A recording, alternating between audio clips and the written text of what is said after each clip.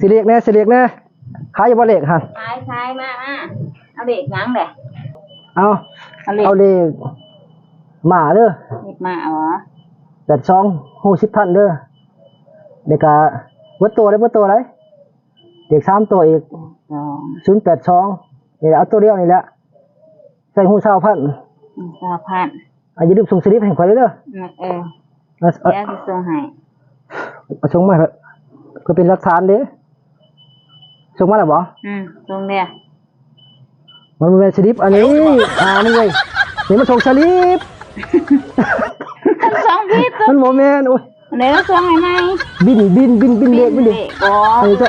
โอ้ยเนาะกดผิดนะเนี่ยค่ะอันนี้มันส่งสลิปอันนี้มันส่งซอสอันนี้บินเด็กคณะส่งบินเด็กไม่ข่อยเข้าบ่ส่งเนี่ยโอ้ยอันนี้จะบินเด็กอันนี้มึงก็ส่งสลิปนึงนี่ก็บ่แม่นสลิปโอ้ยตายเนี่ยเอาแค่นั้นบ่พอแล้วบ่โอเคเนาะได้